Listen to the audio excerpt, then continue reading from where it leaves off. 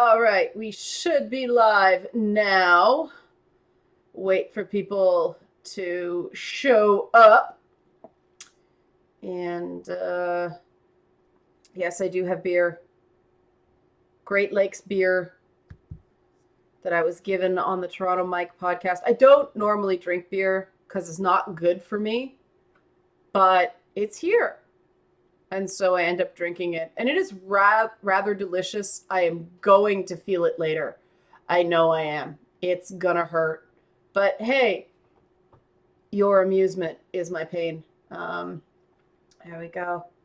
Okay, there's people in the chat already. Yay! Oh, the stream health is shitey though. Why is it so bad? Oh, maybe I should close Twitter. Okay.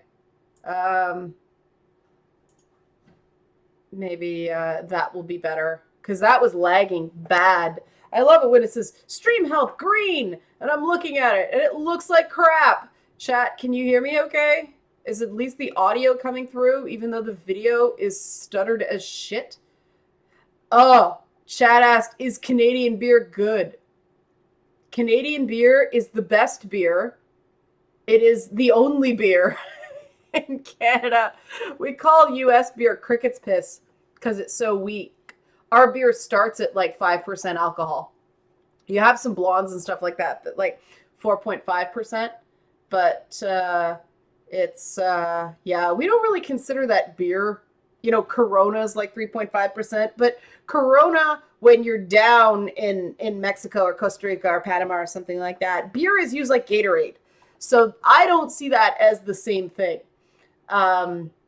Is Canadian beer good if you hate all beer? It depends on what beer you have. If you're having those American, sorry excuse for Pilsners, you may want to try Canadian beer because this is the color of Canadian beer, okay? This is beer. This is actual beer. And it has taste. Beer. Real beer. And it is delicious and bad for me. Oh, there's Germans in the chat. Okay, German beer is very good because German beer is this colored as well. German beer actually has a line on the glass so that you get actual beer and not head. And I wish we did that. Yes, American beer gives you a lot of head and no substance. Make that as dirty as you want.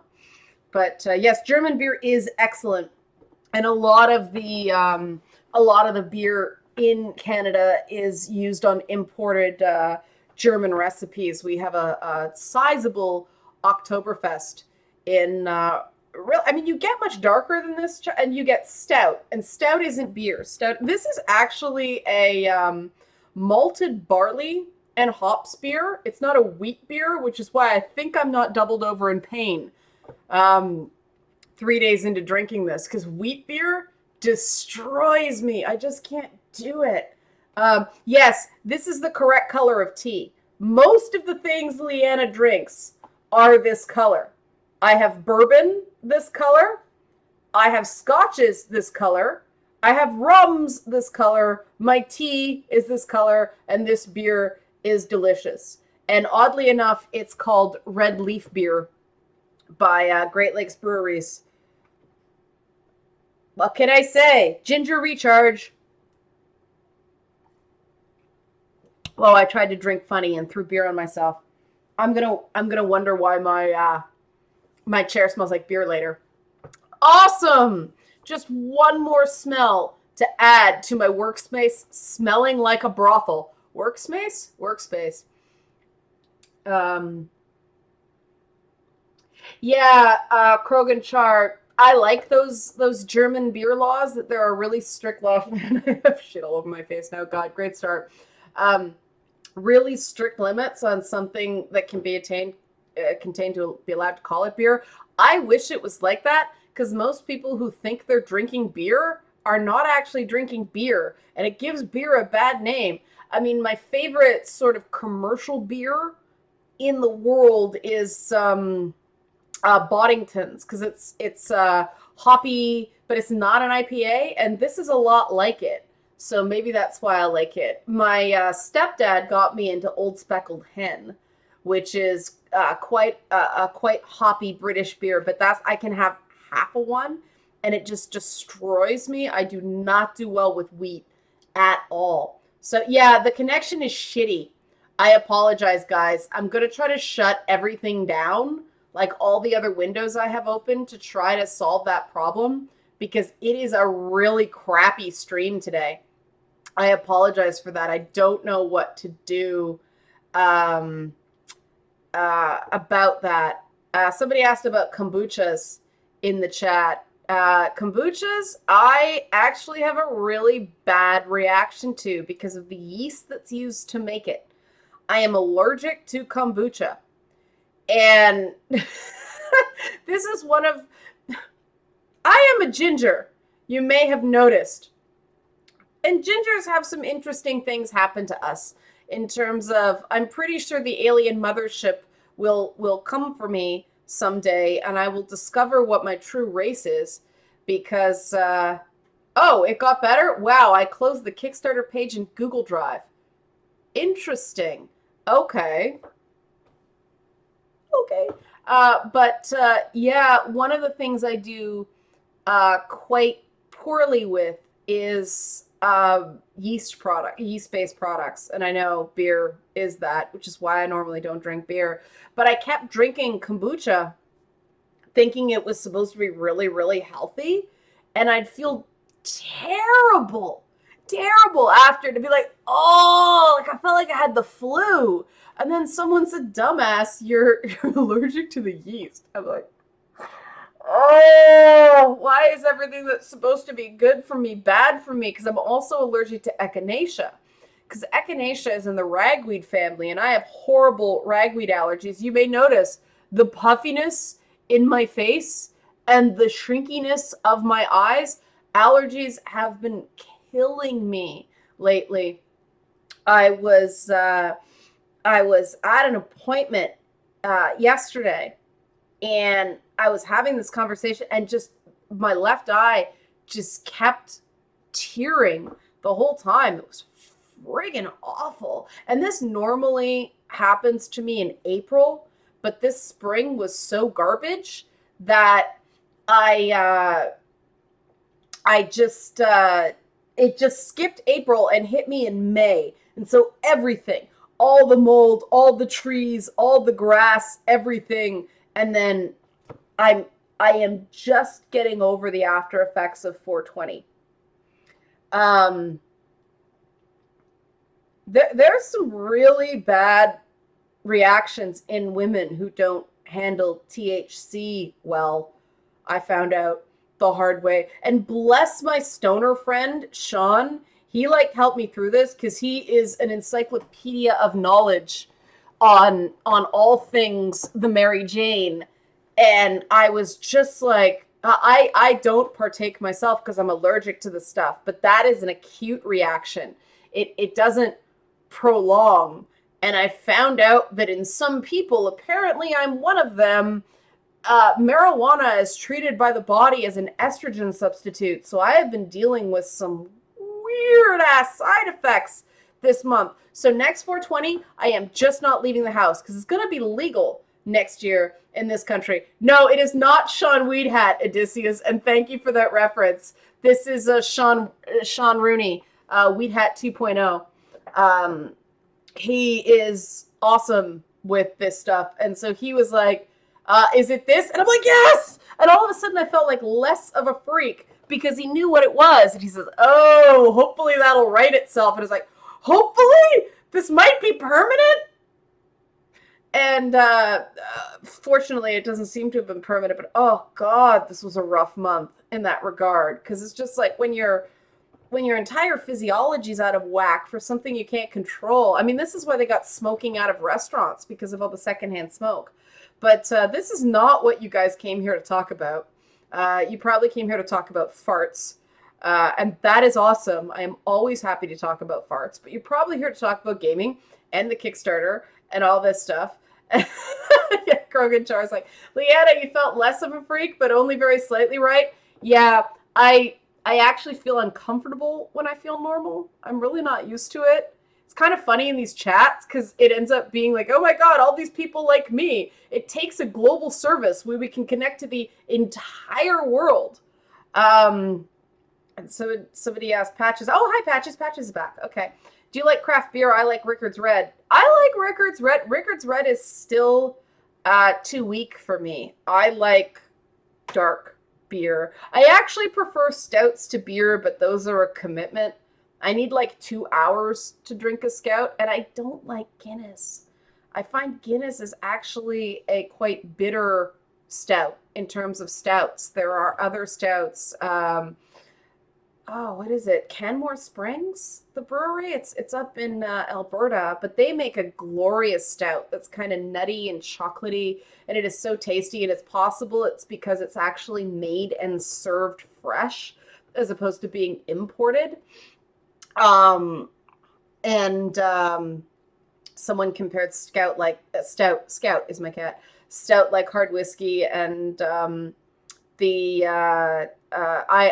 do enjoy my whiskey as well. Although I can't drink that as much anymore because there's too much wheat in it. It destroys me. Leanna, as a Canadian redhead, have you watched the new Anne of Green Gables? I haven't. I have not watched the new Anne of Green Gables. I feel like I'm like failing my country by not watching Anne of Green Gables. I have a friend, hi Sam Tweedle, who is obsessed with it. He has been Facebooking about it relentlessly. He loves it. So I don't know. I have read the books. I was kind of ambivalent about the show. I mean, okay, that original Megan Follows Anne of Green Gables episode dropped when I was in elementary school. Sorry. Someone in the chat referenced that infamous Dead or Alive volleyball stream. We may have to play more Dead or Alive volleyball just because that was so damn funny. Yeah,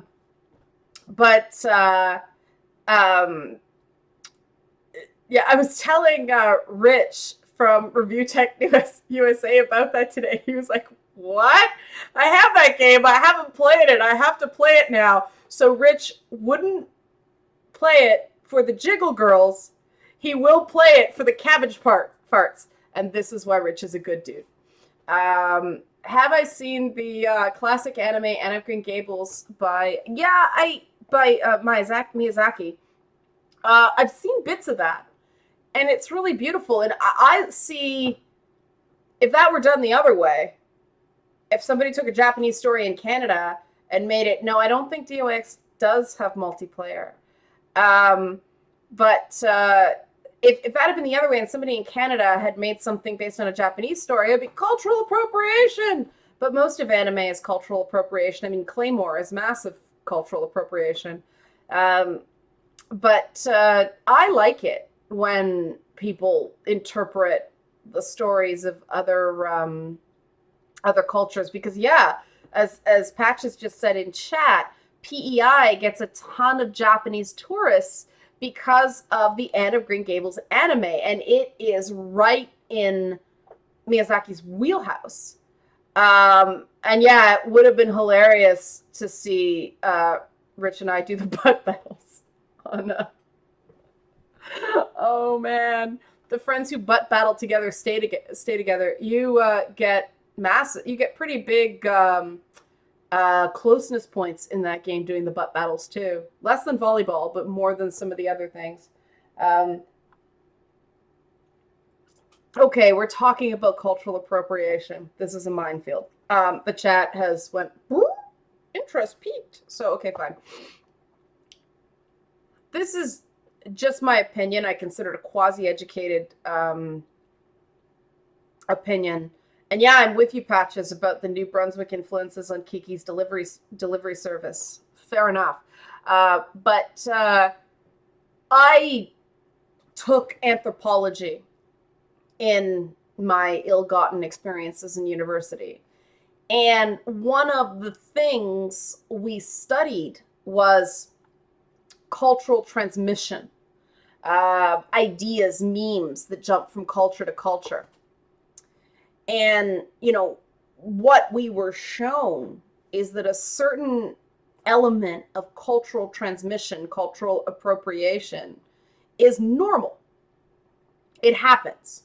When two cultures interact with each other, they pick up different things about the various cultures and move it into the new kind of hybrid culture. Syncretic faiths like Voodoo, like Santeria, rely on this. The way those faiths stayed alive is by keeping elements of the, forcibly transplanted elements of mostly Western African religious traditions and melding it with the Catholicism of those areas.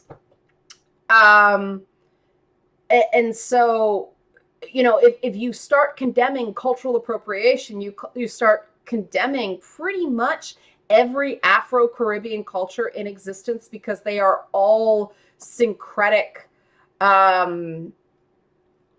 systems. They've all had to sort of pick up. They've all sort of had to appropriate elements of Catholicism so they could continue their worship. And so what we really talk about with this stuff, and I know I talked about this with Kathy Young on the dialogue options. I'm sorry if this is repetitive for some people.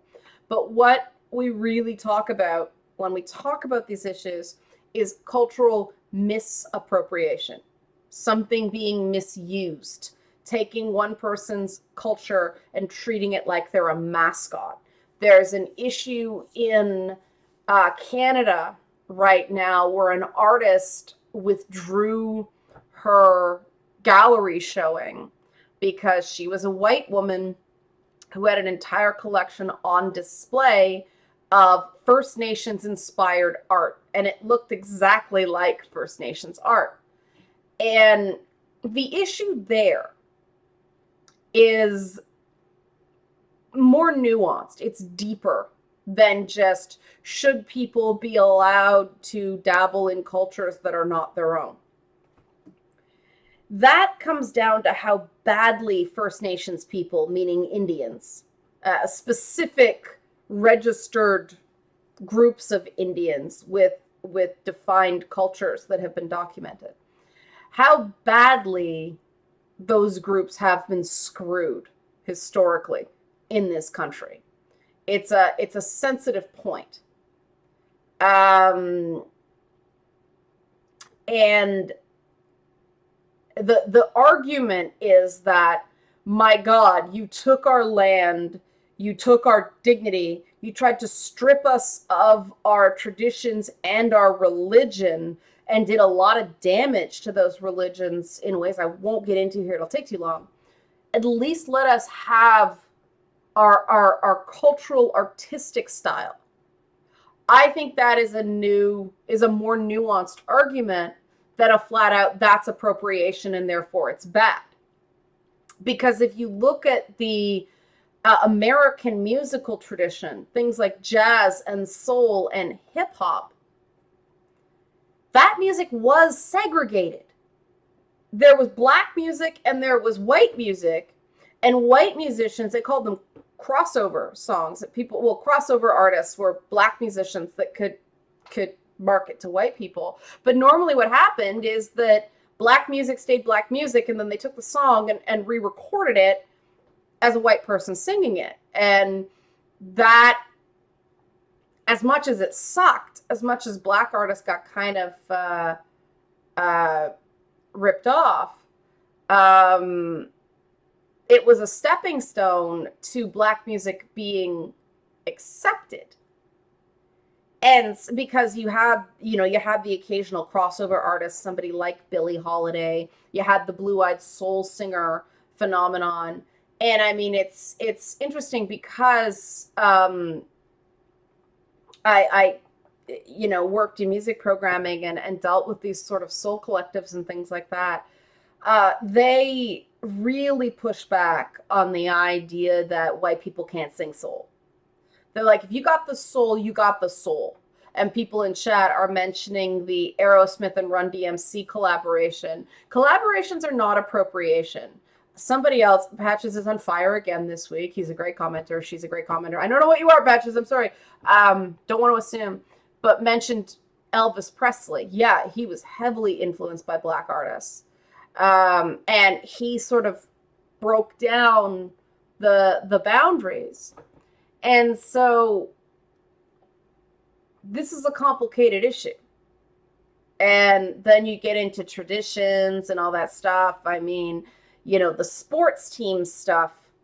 Um, it's funny because, I mean, Toronto has some kind of crappy. Um, okay, Patches, awesome. Toronto has some crappy sports teams names. We never get into trouble. We tend to be like leaves and birds and dinosaurs. So we never have this stuff. But why didn't Alberta accuse us of appropriating the, Alberta tar sands with calling our team the Toronto Raptors? We don't have a lot of fossils in Ontario. That's sort of Alberta that we find all these really cool dinosaur fossils in. But that was voted on locally. And I remember when the name came down, people were like, really? We're going to call ourselves the Toronto Raptors? Because Jurassic Park was big at the time. And so it was like the cultural moment that was Jurassic Park got appropriated by basketball fans and put into the NBA. And so, you get into these issues of appropriation, and it's really misappropriation. And when people start saying, oh, it's tradition, people just shouldn't be, there have to be, and no, Odysseus, they have not added feathers to the raptor mascot yet, even though the science has improved. They actually, the logo is not the red dinosaur anymore. It's just like a basketball with claw marks on it. It's a pretty cool logo, I admit. But you look at anime, and it's all cultural appropriation. It's all, you could say Super Mario Brothers was cultural appropriation, and that they took the traditional chivalrous British tradition or European tradition, certainly, and appropriated it for a video game made in Japan. Now, does anybody really care? No. It all comes to an ability for these marginalized groups, and that's why it flares up with First Nations peoples, with Indian peoples a lot, because the ability to earn a living, the ability to be self-sufficient, is so central to the sensitivity to cultural misappropriation that you really can't talk about one without the other. Like, people are like, why is it okay for European cultures to be appropriated by everybody? And then you get the argument that it wasn't actually appropriated. It was forced upon various people by colonialism, and that's why it's okay. Not so in Japan. Japan has had a Western military presence, but it wasn't the same. The Japanese somewhat willingly wanted to learn about European traditions because they got skunked in the war, and so it's people are asking what I'm drinking again. This is Great Lakes Brewery's Red Leaf beer. It is a malted barley hop blend. It is similar to Wellingtons, a Boddingtons, or an Old Speckled Hen. That's the best I can compare it to. Reading a comment while drinking. Do I think, Patches says, because Patches is an awesome commenter, do I think people trying to stop people from what they think is cultural appropriation is a new kind of cultural segregation? I think it really can be. Um, you got to be careful. It's that horseshoe effect, right? You got to be careful to not be so extreme that you actually end up perpetuating the oppressive structures you're you're railing against.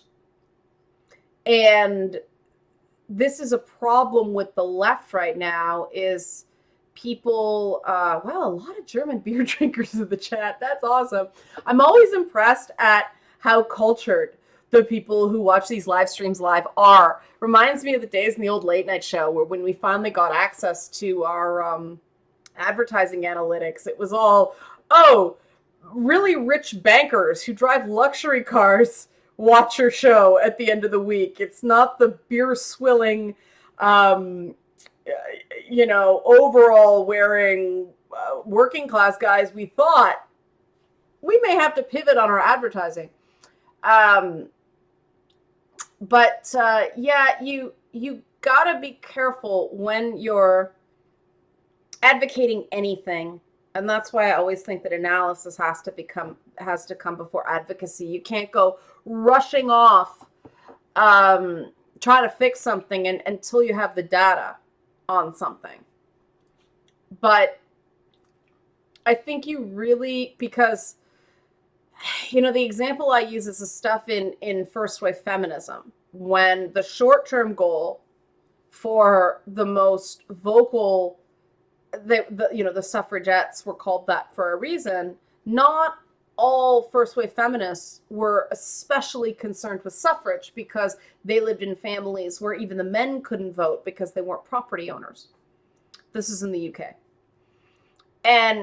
But the suffragettes, the ones who were like bombing people and labeled terrorists, possibly rightly, were getting arrested and staging hunger strikes and all that stuff. They had a real short-term goal, which was earning universal suffrage for women. And I say universal suffrage for women, this sounds like a misnomer because the problem with it at the time was that men didn't have universal suffrage at the time, which is why the idea was considered radical. But they were very big on PR. They really used the press effectively because they were trained in Marxist disruption techniques by their figureheads, their founders, Emmeline Pankhurst, her daughters, and the like. And so they used a lot of very benevolently sexist tactics that created short-term progress on a woman's right to vote, but created some long-term systemic and ideological problems within feminism that have continued to this day. If you look at the tactics of the British suffragettes, they are completely at odds with the form of feminism that was getting going in America through the Quakers at the Seneca Falls Convention, who wanted equal treatment under the law for women. And so these two groups were at odds, and this was the first wave. Like, this was when it was first kind of getting going. Were a lot of the suffragettes really racist and classist, time to Japan asked. I've heard people saying that. Relative to the time or by modern day terms? Relative to the time, perhaps not. By modern day, a lot of them were eugenicists. I mean, that's why Nellie McClung has not been featured more prominently on Canadian historical feminist literature, is because she, I forgot the name of the book now, The Black something, but it was a pro-eugenics manifesto, and by modern standards, it's going to offend a lot of people. I jumped a question, though, because it was a segue. Odysseus asked, any opinion on the piece describing intentional colonization of other subjects by women's studies? What piece? I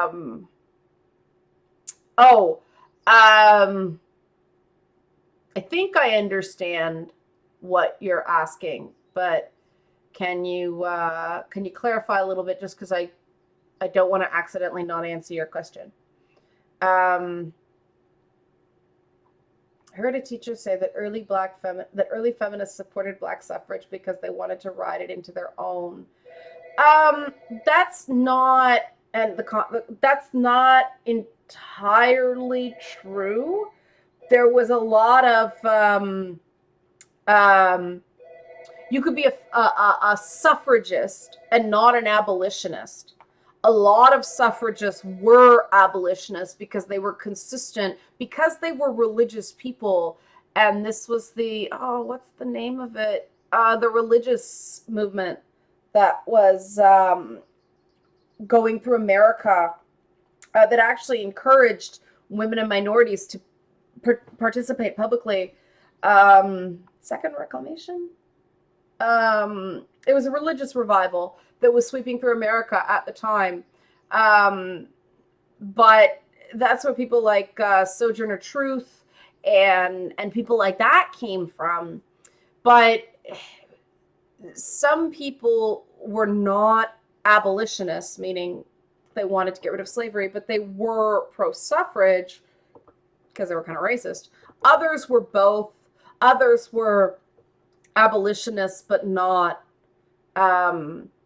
suffragists because they believed that women's concerns were represented through their husbands. It was more complicated than the treatment of history sometimes makes it seem. Okay, he's clarifying the question, or I don't know. I don't mean to misgender anybody in the chat. Odysseus was a man, so I think Odysseus, screen name dude, but maybe that's a mistake. This paper theorizes that one future pedagogical priority of women's studies is to train students not only to master a body of knowledge, but also to serve as symbolic viruses that infect, unsettle, and disrupt traditional and entrenched fields. Yeah. That's a political thing. That's a concern because it depends on the institution and how it's handled. I am personally not a believer in women's studies programs. I think that I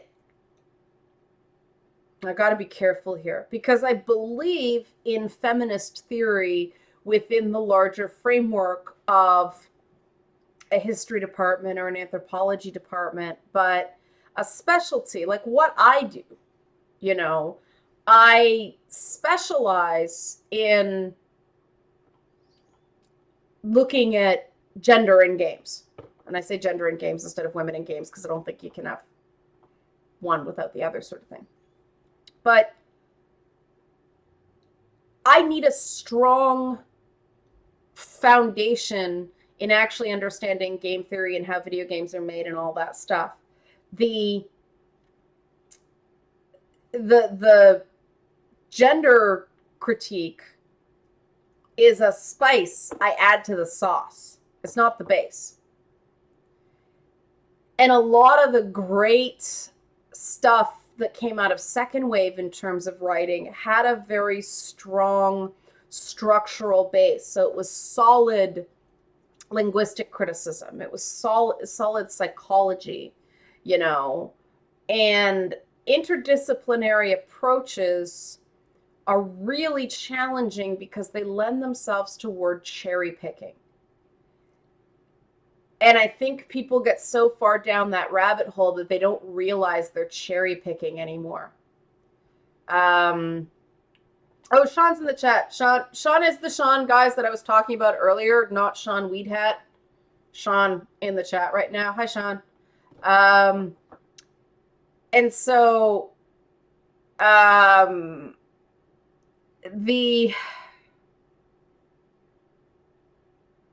had some very bad experiences with women's studies departments when I was in university because I am very much select your methodology, stick with your methodology, because your analysis does not mean anything if you do not stay consistent.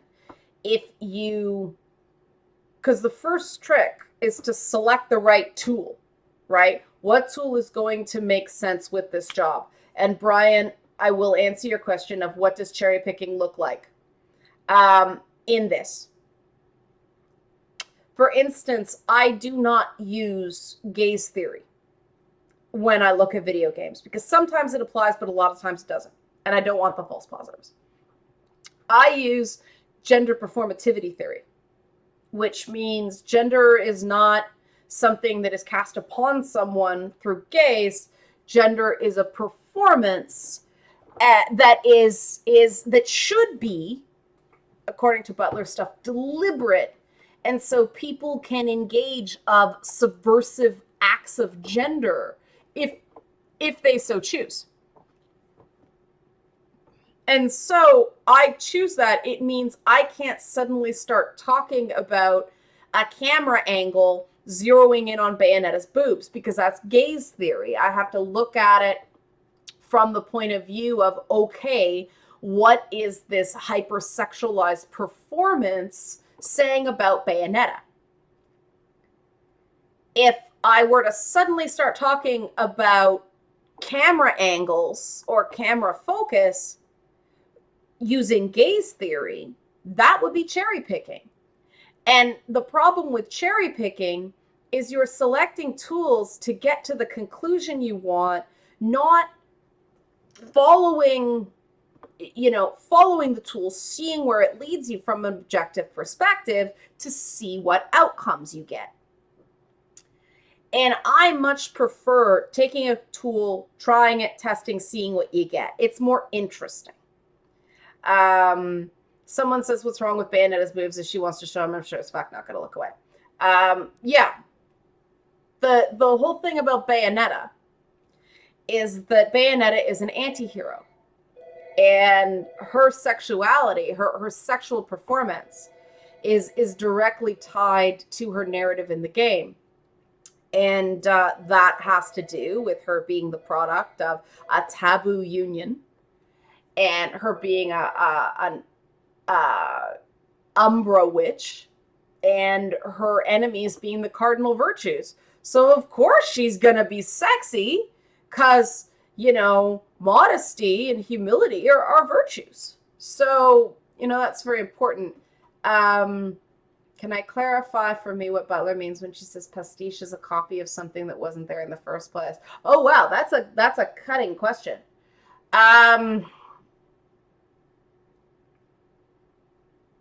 That's very... I'm hesitant to paraphrase Butler because Butler reacts badly to being paraphrased. But I will attempt to answer, but go back to Plato and the idea of the Platonic ideal with reality. So the Platonic argument, the philosophical argument, is there is the ideal of something. Say the ideal of a woman. But the minute a woman becomes real, she's immediately not the ideal because she's real.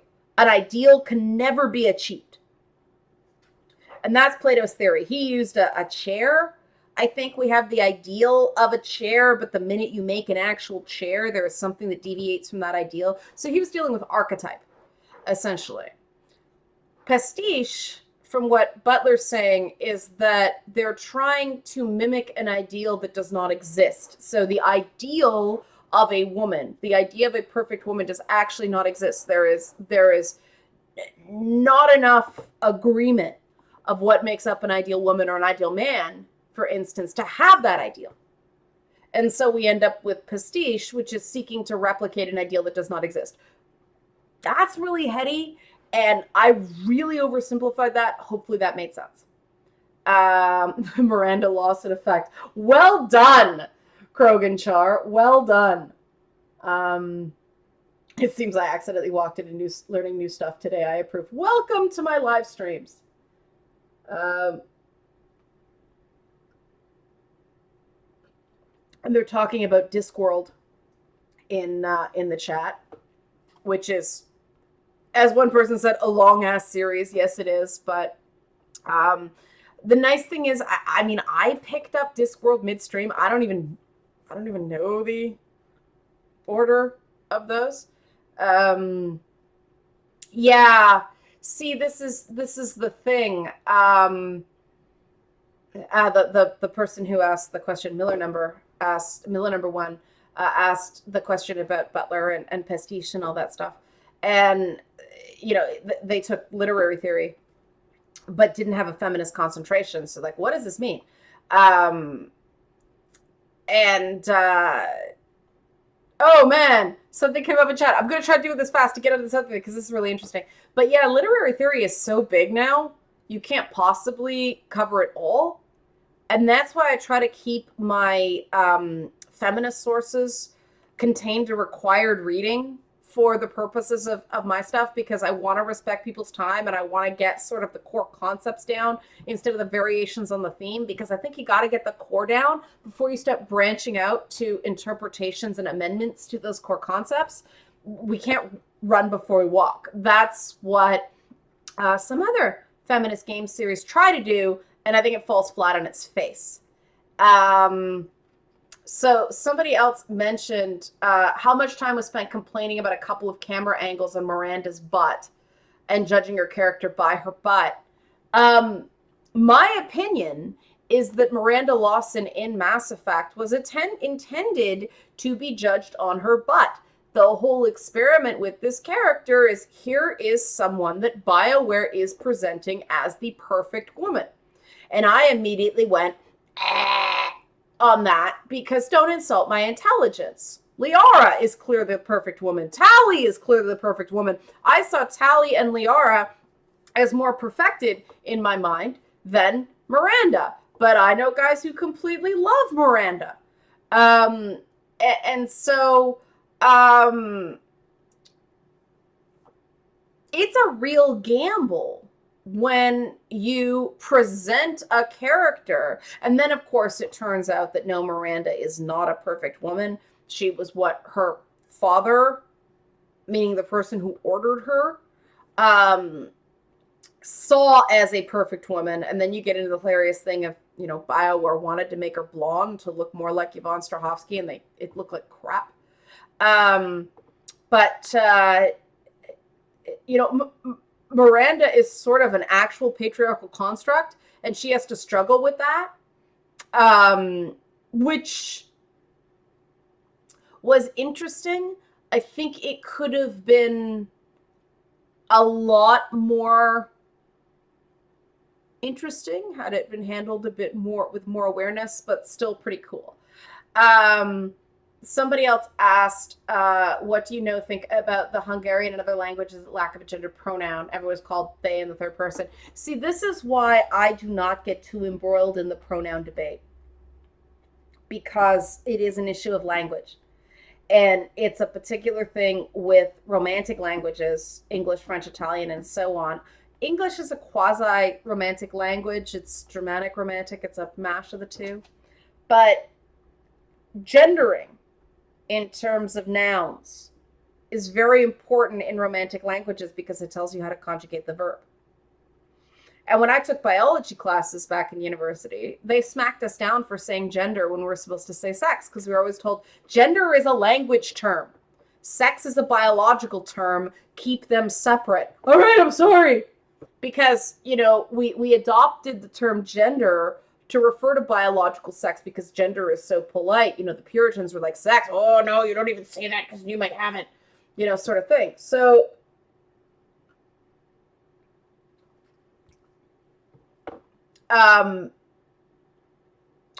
that's why I don't get too nuts over language, because a huge part of my job is navigating language. And so a big part of what I do is and that's true. Finnish doesn't have any genders. Finnish just has a lot of syllables. Finland's a great place. I really like Finland. It's where I discovered Moomin. But English has this flexibility that allows us to actually question gendering of language. Because if you try to degender, say, French, for instance, the whole language breaks. You spend like 5 years when you're first learning French just conjugating verbs. But you need the rote memorization because you have the Vandertamp verbs that break the rules. And so we have this debate in English, predominantly English-speaking countries, because we have so much flexibility of language. I remember an English professor giving us the Star Trek lecture, that to boldly go is a split infinitive and technically not grammatically correct. And every nerd in the class went, you just stop right now. Do not insult Star Trek. But the point he was trying to make, that to boldly go was one of the most famous and effective split infinitives in the English language. And it's because our infinitives are actually 2 words: to do, to go, to shop, to dance. In other languages, it's être is to be.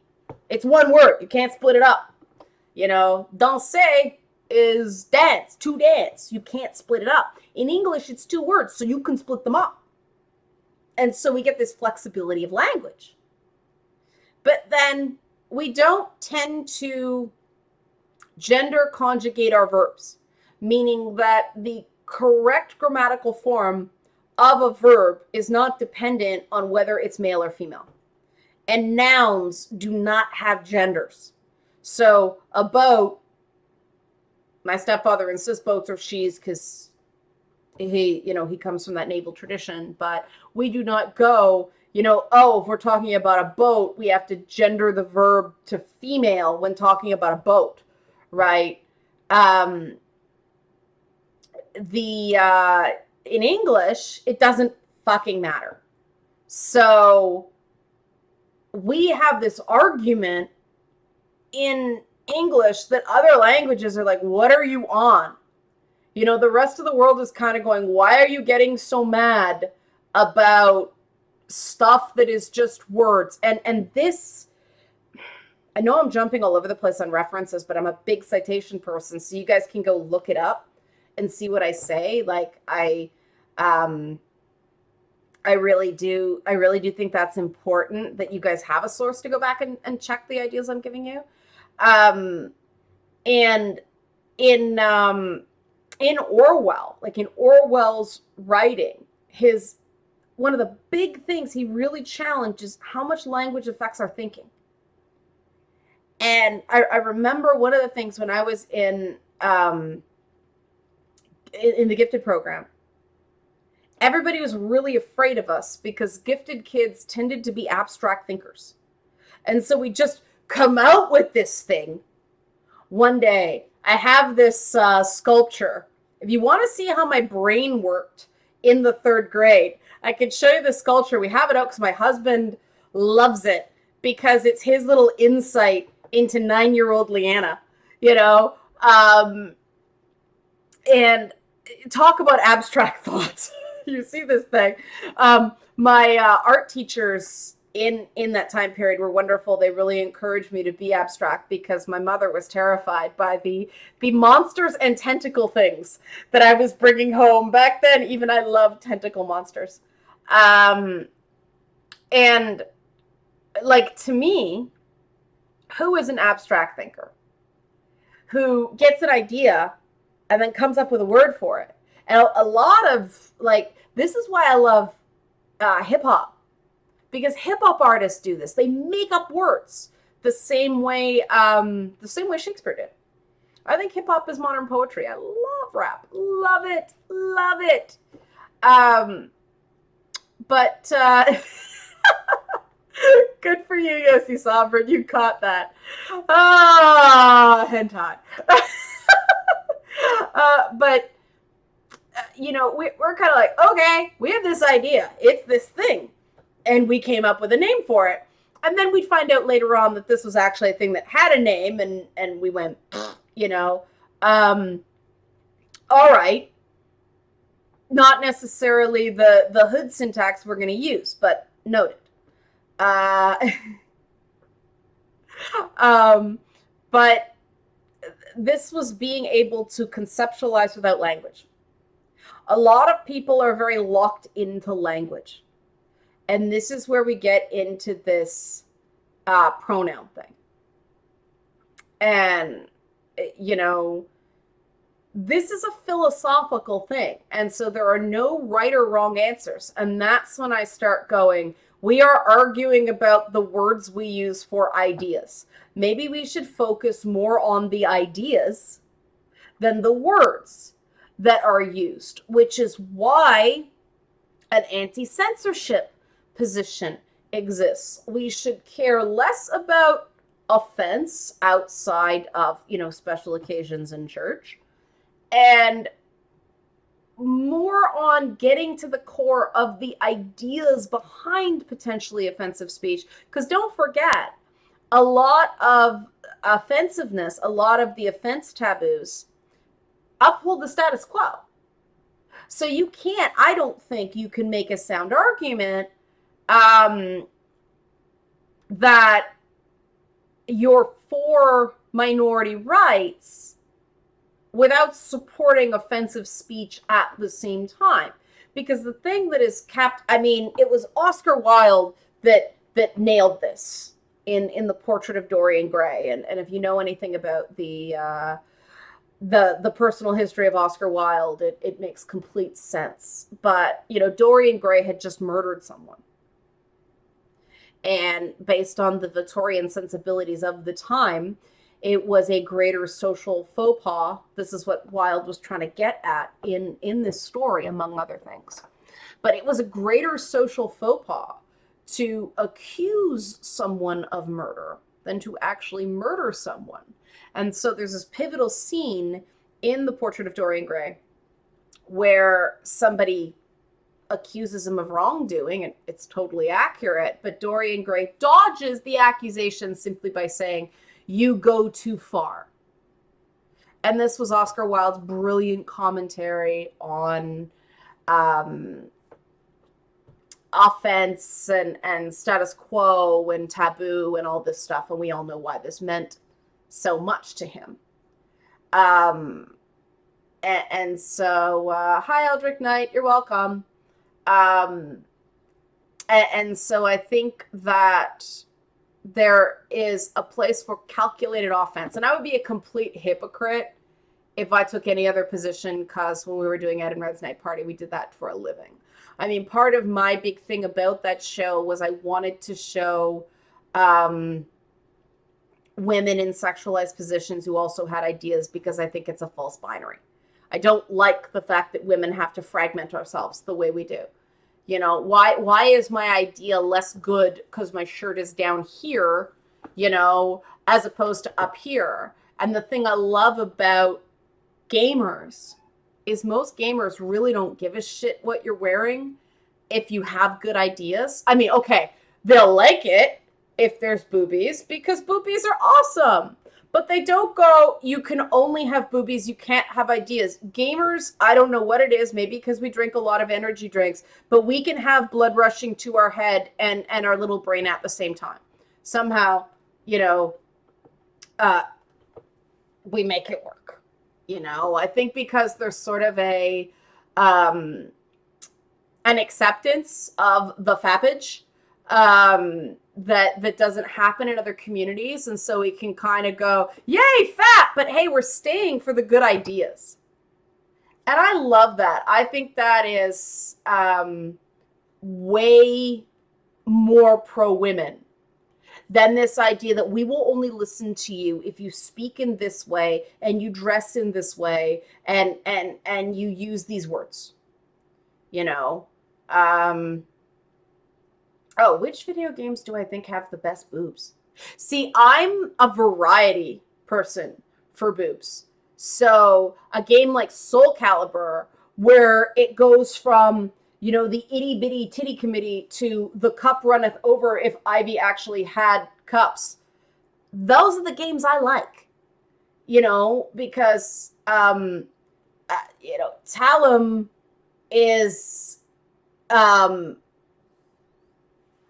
childlike practically in her body. And then you go all the way up to Tacky actually has bigger boobs than Ivy does. And she has those squid boobs, like they defy gravity. Like she must have a gravity well around her boobs to make them stand out that way and still have those nipples, because they're just they're like, you know, those are the kind of things that, like, used to joke that if I ran without a bra, I'd smack myself in the face and end up with 2 black eyes. Like, those are the kind of boobs that Tacky has. I have no idea how that exists, but it doesn't matter. It's a silly game, you know? But yeah. Oh, thoughts on Safitia's body that fluctuates between games. I mean, oh, the whole fighting game boob nuking thing. I need more beer.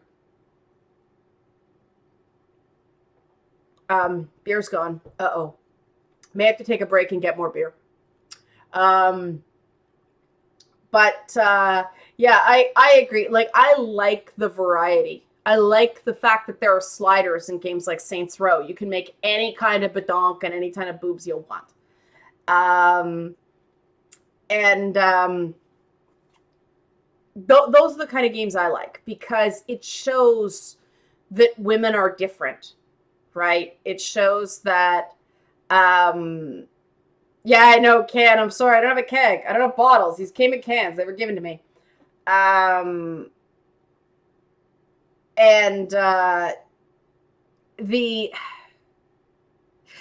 are the games that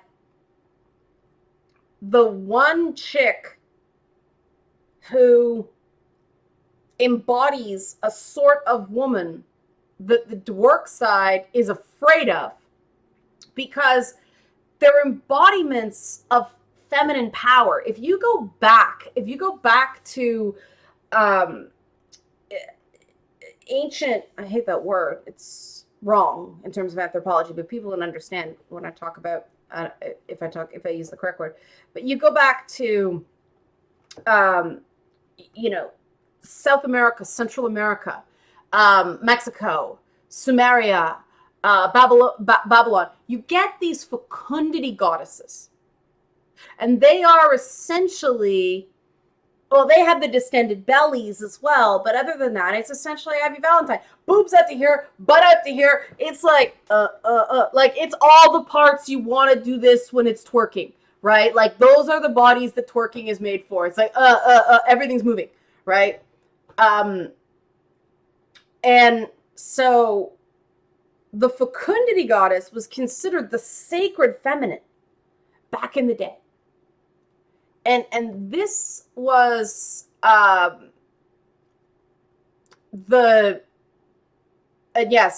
yes, Odysseus, you're right. It goes back like 30,000 years at least. And you find a lot of porn too. But they have these fecundity goddesses, and the religions of the time believed you needed, like, the Sky Father and the Earth Mother to make people, and it was this more balanced form of philosophy.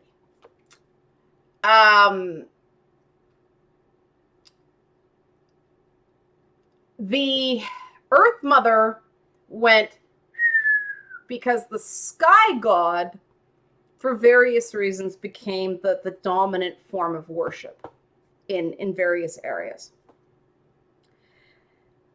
And so this idea that you want to destroy characters like Ivy Valentine, you want to stop these hypersexualized, sexualized, whatever you call it, Ivy Valentine, Bayonetta characters like that, from existing, is actually a continued suppression of the Earth Mother, in my eyes. And it does suppress religions that worship the Earth Mother in various forms, whether it be the Corn Mother, whether it be Gaia, whether it be, you know, and these are the religions of more egalitarian or even matriarchal historical cultures. And yeah, I did catch that, Oron, about Lucifer. It's that show drives me crazy because they drop in these really smart things, but the show is kind of dumb. And he was, Oren was referring to the the Gnostic feminine complement to Yahweh that is in Torahic cosmology. Um, 1%. How can I talk about this stuff, Leona? We already know from Games Art that this stuff only exists if the devs want to give perverts something to fap to. Well, Cabbage Mother. Okay, we can go with Cabbage Mother. Where did those Cabbage Patch Kids come from? There must be a Cabbage Mother. All hail the Cabbage Mother. Of course, we know that Cabbage Patch Kids came from Helena's farts after Zach gave her her cabbage, a whole cabbage in Dead or Alive Volleyball that she then consumed. True story. That's an interesting description. Lost girl, the dude. That's, can't argue with that. Based cabbage. Based. Oh, we have a based cabbage. Oh man. And yeah, I have done so much facilitation work and facilitation with marginalized communities that the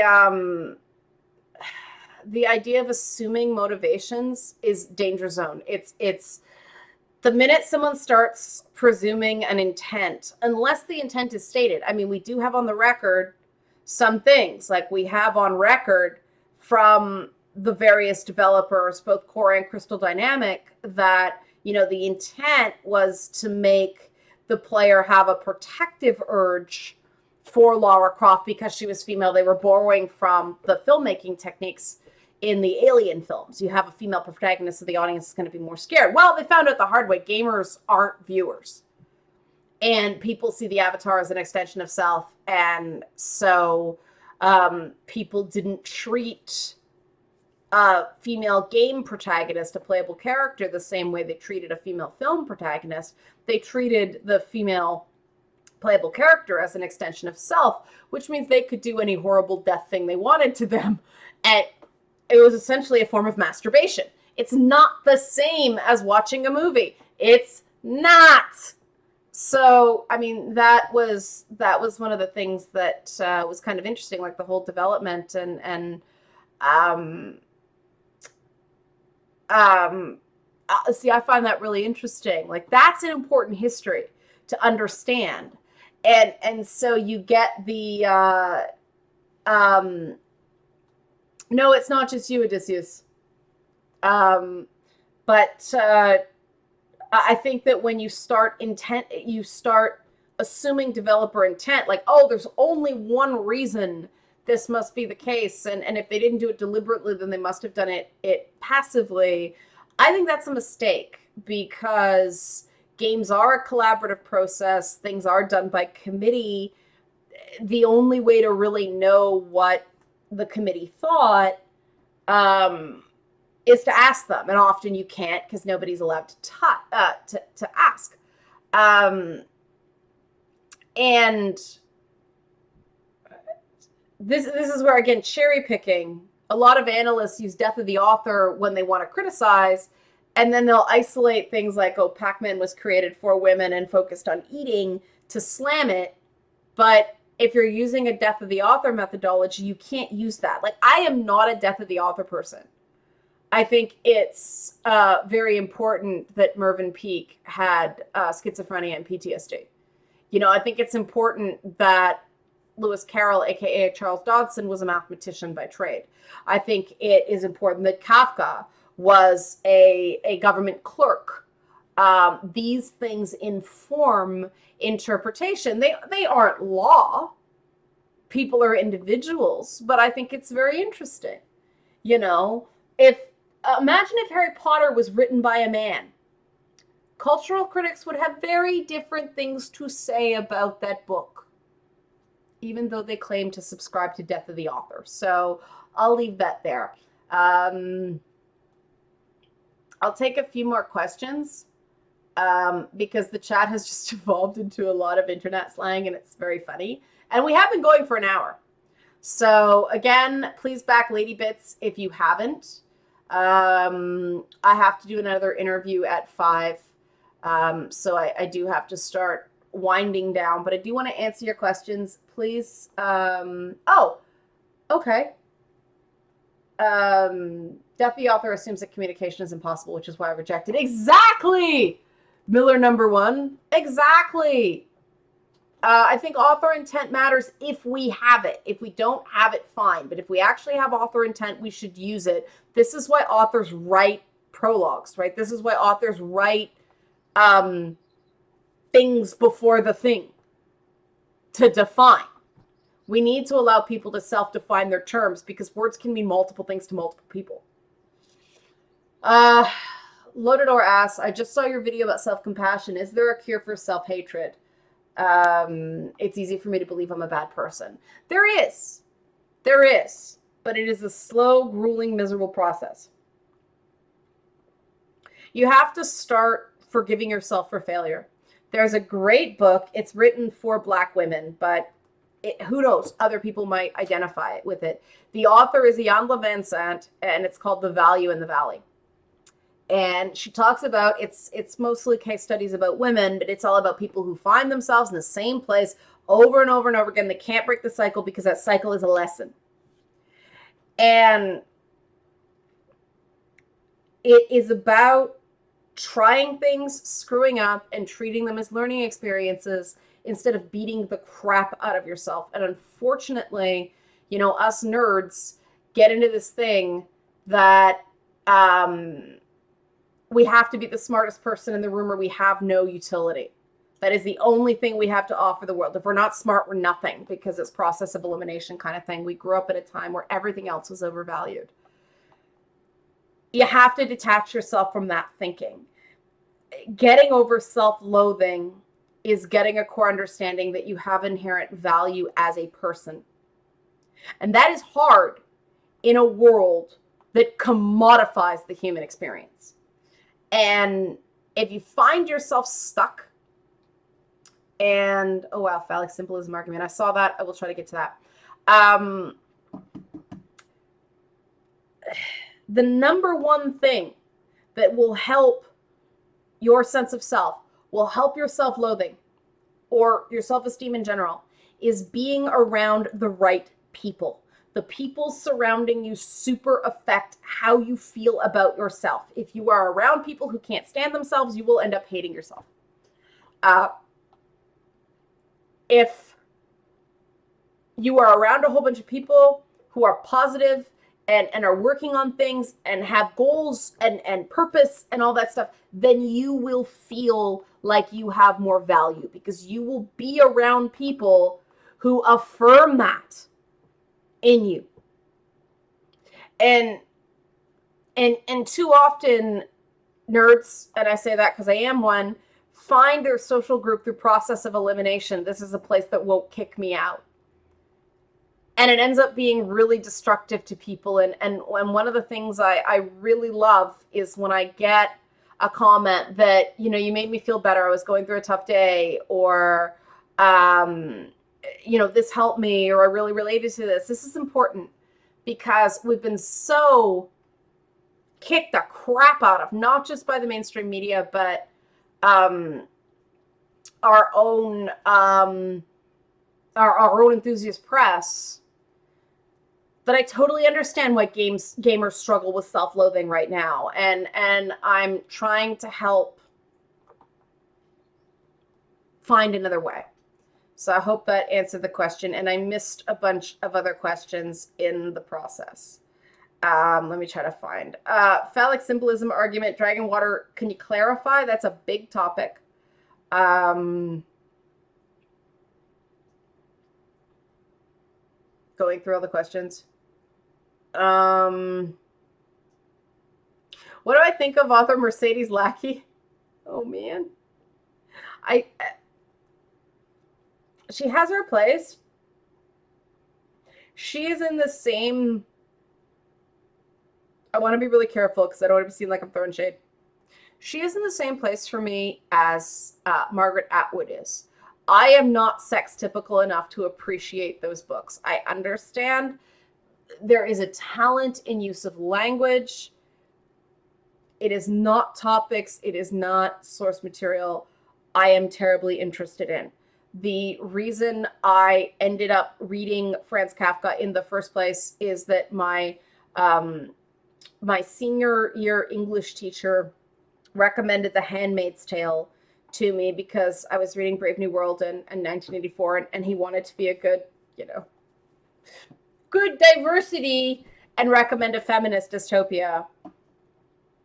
And I spent 2 days with The Handmaid's Tale, and I went back. It's like, sir, please give me something else. I can't do this. It is like poking out my eye through my own genitals. And he started laughing. He says, you really hate it that much, do you? I said.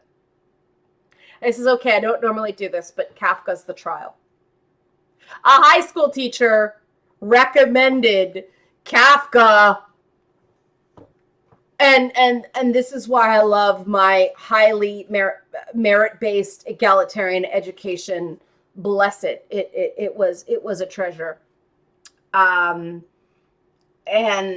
so it's not my thing. I recognize that it's very well written. And I mean, of course, Margaret Atwood is a treasure of CanLit.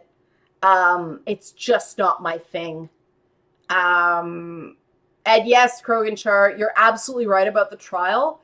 It was deliberately confusing. Realizing you don't understand the book means you understand it is exactly Kafka. And someone else said, I read Metamorphosis and was left empty and confused. That's how you're supposed to feel reading Kafka. Kafka's a lot like Bernard Shaw in that its work's intended to make you uncomfortable. And engaging with works like this makes you better at feeling uncomfortable. Ayn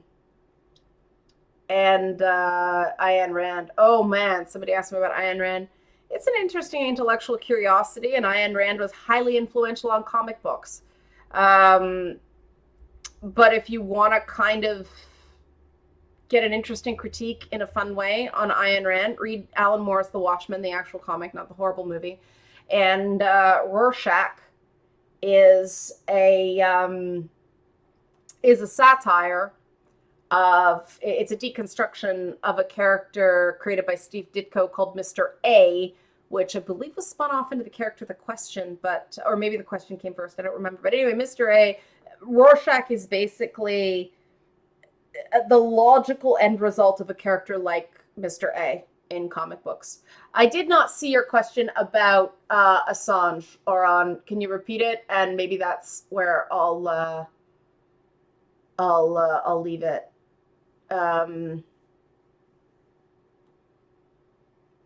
I will wait because there's a lag in the chat. The best, like to me, just being completely personal, the best part of Ayn Rand was when Francis, who is my main in the original Left 4 Dead, says, I hate Ayn Rand. I thought that was funny. And obviously there's a lot of Ayn Rand in BioShock too. Oh, what do I make of Sweden dropping the Assange case? The reason given, and I believe, is that they couldn't make progress with it, and it was they couldn't justify the resources anymore. And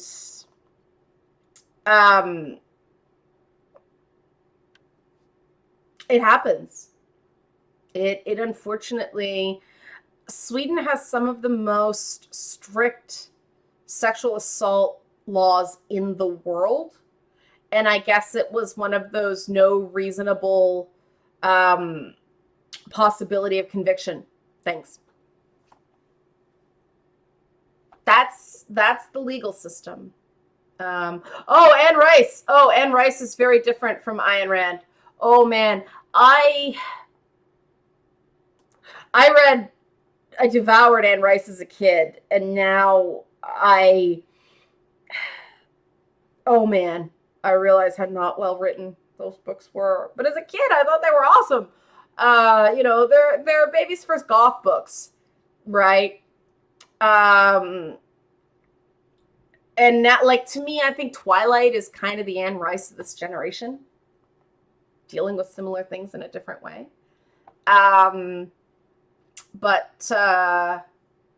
Yeah, that's kind of my thought. Ooh, yeah, I couldn't do those. Her erotic books, couldn't do those. But yeah, I'll wrap now. Thank you guys. Please back the Kickstarter. Please share the Kickstarter. The link is in this video. I have to go prep for a 5 o'clock interview. And by prep, I mean get something to eat, use the bathroom, and replace my lipstick and brush my hair. But thank you. Thank you for showing up. Thank you for your support. We are 12 days out. I'm sorry, people who just got here. This is why I try to. Tuesday will be live again. We'll try to go a bit later. The interview I'm preparing for is on a service called Geek Hard. It is on a internet radio service. It's on my Twitter feed. I will try to retweet it so you can watch it. These are great guys. I've known them for quite a while. One of them is Andrew Young, who was a cast member on my old show, This Movie Sucks. So it's going to be a nice little reunion. Any Games Press lined up time to Japan? There's a few podcasts, but no mainstream mainstream cabbage. I read a line and said it. No mainstream Games Press. Krogan Char, I will accept the mantle of based cabbage, and I will end with based Cabbage Patch Face.